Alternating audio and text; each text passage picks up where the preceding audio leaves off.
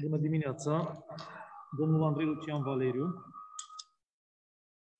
doamna Bențe Marta Iosefina, domnul Bezman Gheorghe, Prezent. domnul Bogatu Cristache,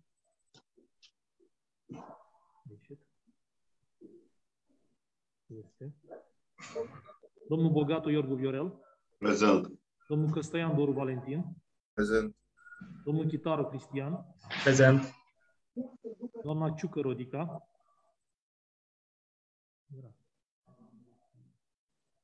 Prezent. domnul Ciulei Eduard Dănuț, Prezent. doamna Ciupercă Silviana, Prezent.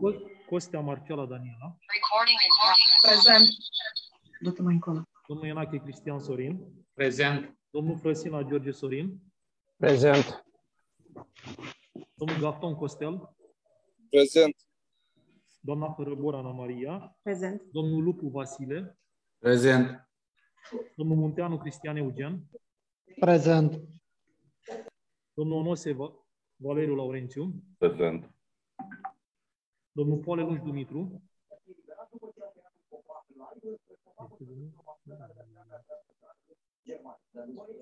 este, da. Domnul Potărniche Gheorghe,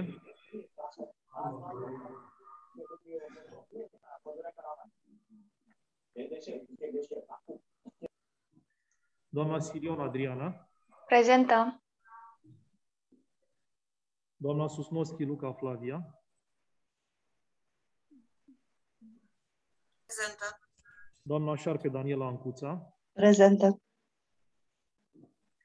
domnul Tuluș Artur Viorel,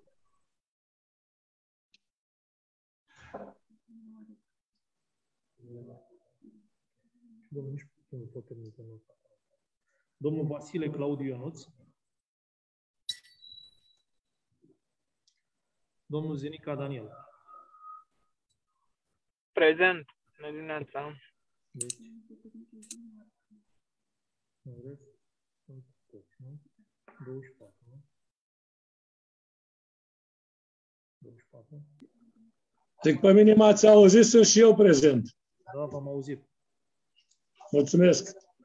O zi bună. Ședința este legal constituită. Sunt prezenți 24 de consilieri locali. Din păcate, nu avem încă conexiune cu domnul Artur Tuluș și cu domnul Gheorghe Potărniche. Da, dar nu e conectată camera. Nici la dânsul, nici la domnul Zânica, nici la domnul Potărniche. Vă rugăm să vă conectați. Este la domnul Znica, este. Nu era camera deschisă. Este, domnul secretar. Acum da, vedem. Domnul Potărniche.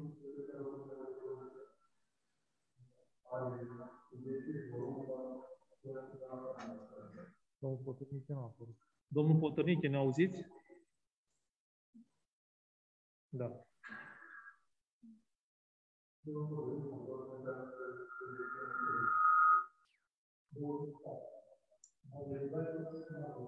Vă rugăm încă o dată să vă conectați atât cu camera, să vă vedem.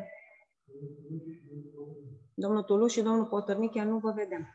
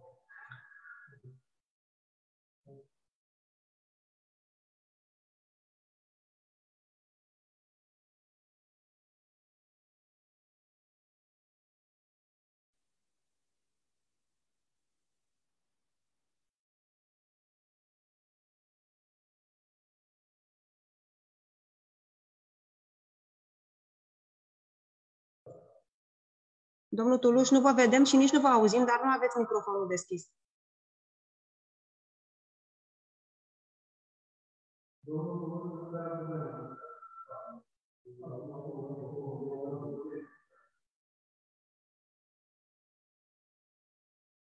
Domnul Zănic, ați dispărut din imagine.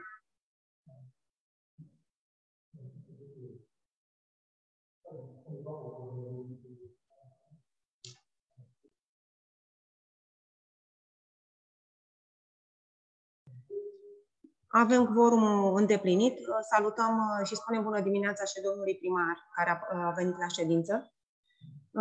Supunem la vot ordinea de zi și anume cu proiectul de hotărâre privind rectificarea bugetului general de venituri și cheltuieli al municipiului Galați pe anul 2021. Cine este pentru?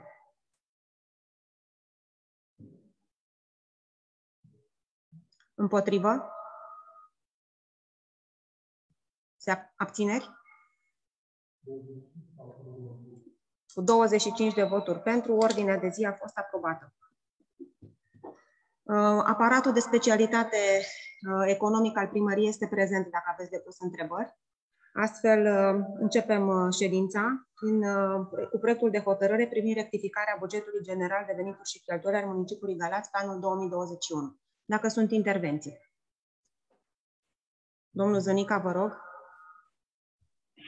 Mulțumesc, doamna președinte. Bună dimineața. Aș avea eu două întrebări legate de anexa 4. Am văzut că la capitolul învățământ, față de bugetul inițial, în bugetul final este o scădere de 5.760 și ceva de mii de lei.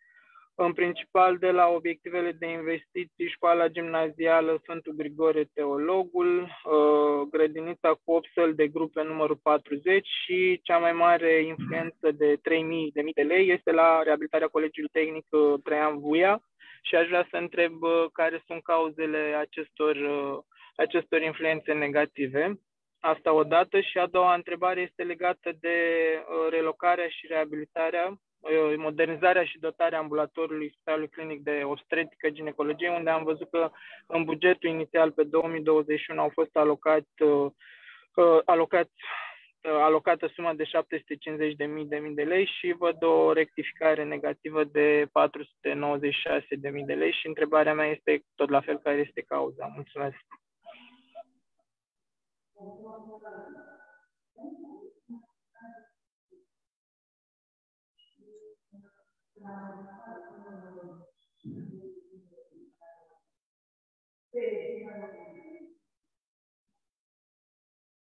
Un moment, doamna Câmpeanu este într-o convorbire, imediat ne va răspunde.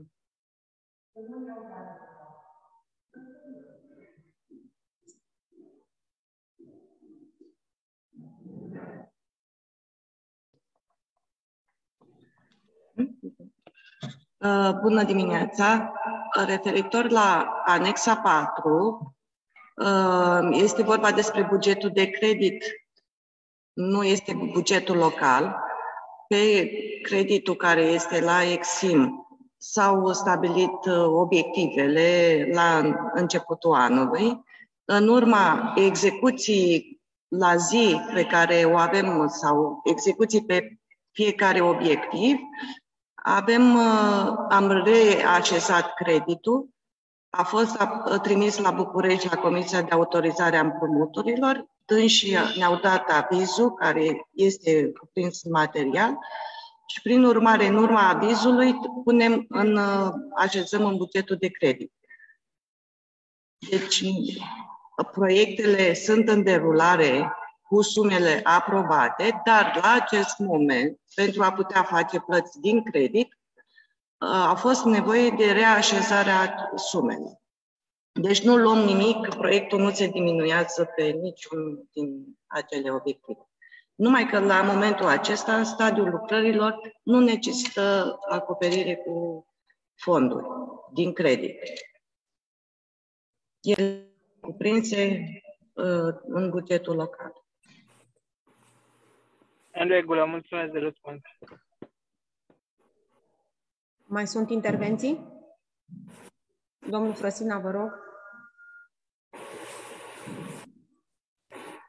Foarte scurt, ca să nu lungim, cum a spus și dumneavoastră.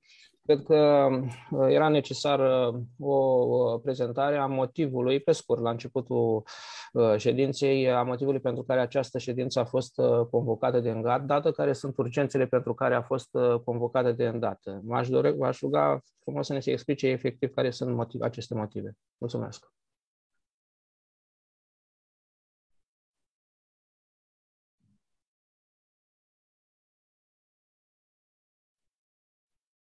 Doamna Câmpeanu, vă rog frumos. Da. Principalul motiv al rectificării îl reprezintă hotărârea de guvern prin care municipiul Galați s-au alocat bani pentru căldură.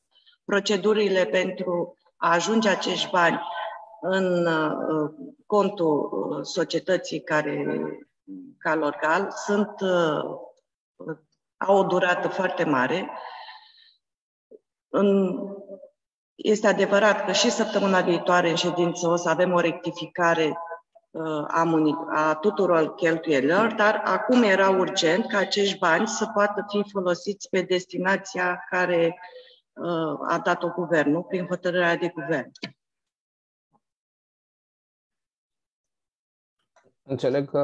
Înțeleg că urgența era pentru căldură, pentru Calorgal, celelalte părți suferau amânare, așa este? Banii sunt veniți cu destinație. Și ca să poată să ajungă... Vreți să demonstrați, domnul? Nu vreau să demonstrez nimic, domnul președinte. Păi atunci tot vă pe bune la fiecare ședință, chiar așa nu se poate face absolut nimic, fără ca dumneavoastră să nu fiți Gigi Contra în permanență. Dar lăsați-o încolo de treabă. Nu sunt Gigi Contra. Încercăm să ne facem treaba. 5 ani de zile ne-am făcut perfect treaba fără să interveniți de-al de dumneavoastră. Tot respectul. Tot respectul, dar tocmai asta am vrut să se sesizez, că numai unul singur dintre proiecte era urgent. Și trebuia să intre de îndată. Celălalt e la decizia inițiatorului când le introduce. Mulțumesc frumos. Mai sunt și alte intervenții? Dacă nu, supunem la vot. Cine este pentru? Am ridicat mâna, doamnă președintă, mă scuzați. Doamna, ridicasem mâna. Nu v-am văzut, mă scuzați. E nicio problemă, mulțumesc. E mai greu online. Știu. Mulțumesc. Ce voiam să întreb este următorul lucru. Am înțeles răspunsul pe care l-a dat doamna director Câmpeanu, colegului meu Daniel Zidica, în legătură cu cele două capitole de sănătate și învățământ cu realocare. Am văzut că mai sunt realocări de la asistență socială, de la locuințe, servicii și dezvoltare publică, se diminuează, acesta e alt capitol pe care îl menționez acum, 7.375 de mii de lei se diminuează pentru creșterea performanței energetice. Se suplimentează partea de transporturi pentru liniile de tramvai și carosabil cu suma de 11.337 de mii de lei, dar se iau 805.000 lei de la eficientizarea transportului public local. Sunt realocări, am înțeles. Ce cred eu că ar fi fost bine, a fost menționat în documentele care ni s-au pus la dispoziție pentru susținerea acestui proiect, adresa numărul 383.204 din 9 noiembrie 2021, primită de la Ministerul Finanțelor, Cabinetul Secretarului de Stat. Cred că ar fi fost bine să ne fie pusă la dispoziție această adresă, să avem posibilitatea să o citim și să vedem exact ce scrie acolo. Referitor la ultimul punct, la bugetul creditelor interne, cei 20.000 de lei menționați, dacă puteți să explicați, doamna director Câmpeanu, pentru că în ședința extraordinară din august, din acest an, am mai avut discuții pe marginea acestui împrumut și știu că împrumutul de 100.000 de lei a fost destinat plății ratelor pentru autobuzele electrice plus penalități de întârziere la plată. Are vreo legătură suma aceasta de 20.000 de lei și adresa pe care ați primit-o? Mulțumesc. Deci, creditul de 100 de milioane, care îl avem la Exim Bank, a fost contractat în vederea asigurării cheltuielilor cu proiectele europene, neeligibile și cofinanțare temporară. Într-adevăr, în august au fost și alocate sume pentru autobuze, 20 de milioane. Dar ceea ce vreau să vă spun este că lista aceasta a proiectelor europene, sau mai bine zis, împrumutul asigură cash-ul pentru plata proiectelor europene în stadiile lor. De aceea ea se modifică. Introducerea în bugetul de astăzi este ca urmare a aprobării modificării creditului în ședința de luna trecută.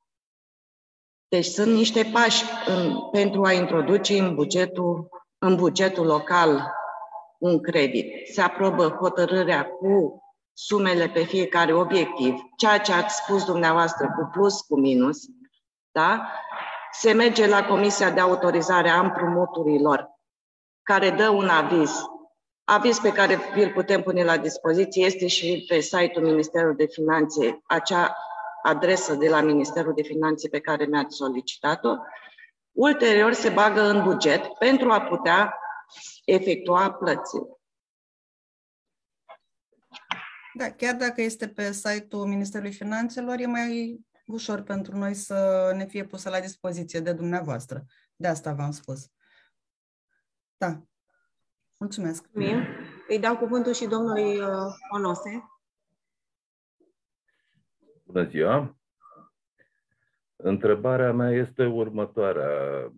Nu contest necesitatea acestor modificări în structura bugetului și unele sunt probabil necesare, numai că noi de fiecare dată le aflăm cu o zi înainte sau în timpul ședinței. Iar pe de altă parte, mi se pare că suntem ușor puși, se pune ușor căruța în fața cailor, adică deciziile se iau, se solicită la Comisia de Aprobare a Împrumuturilor Locale schimbarea destinației creditelor și noi aflăm la urmă și suntem chemați ca și niște notari. Eu cred că aici e o problemă totuși ca modalitate de lucru și ar trebui să lucrăm la acest aspect. Eu vă mulțumesc mult. Mulțumim. Mai dorește cineva să aibă vreo intervenție? Spune, Rodica. Poftiți, doamna Ciucă. Nu vă auzim, doamna Ciucă, nu aveți microfonul deschis. Mulțumesc frumos, doamna președintă. Intervin cu mențiunea că nu pot participa la vot. Mai sunt și alte neparticipări la vot?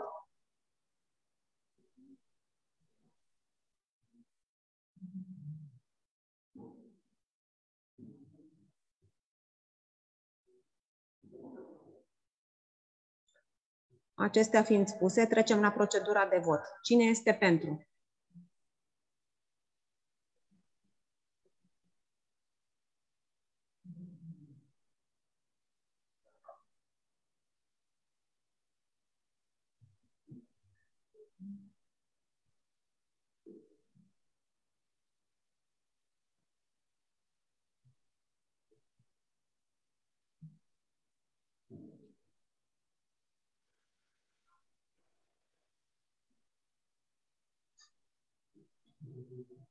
Împotrivă?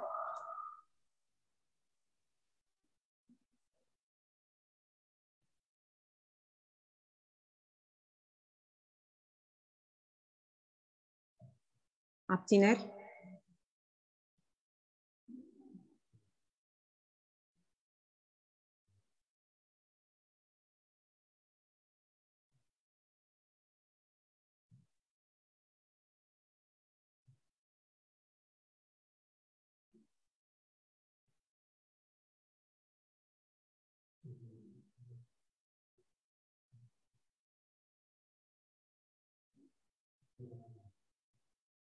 Natalia, ați numărat?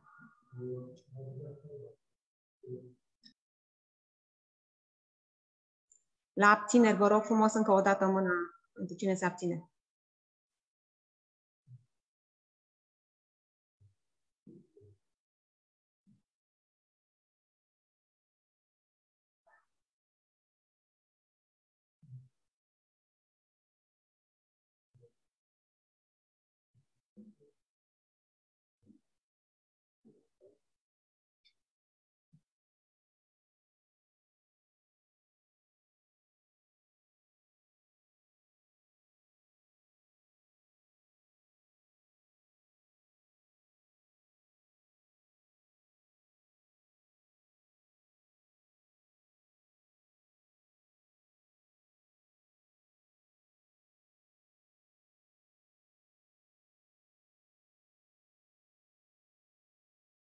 Vă rog frumos să ridicați încă o dată mâna cei care sunteți pentru.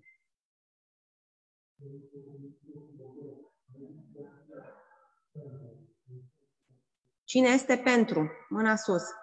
Și domnul Potârniche să scrie pe chat ce fel votează, pentru că nu-l vedem.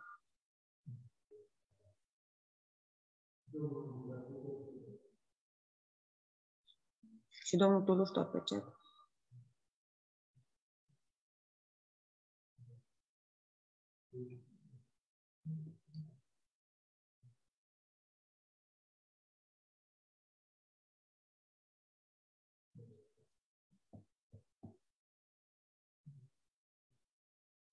Îmi cer scuze, mă auziți, mă vedeți?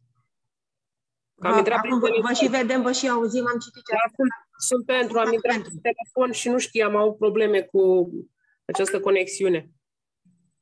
Ok, în regulă, mulțumesc.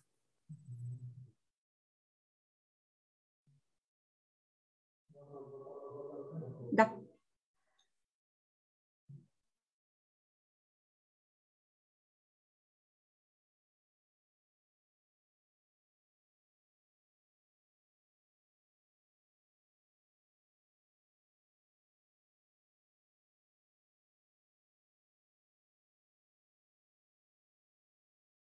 Deci, domnul Potârniche, ați scris cum votați?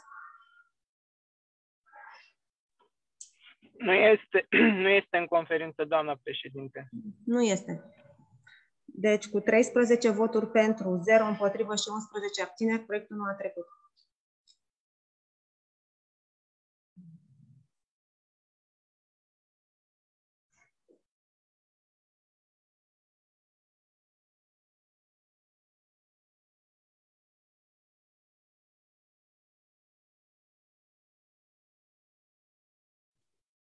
Declarăm închisă ședința extraordinară de îndată. Vă mulțumesc. Zi liniștită tuturor.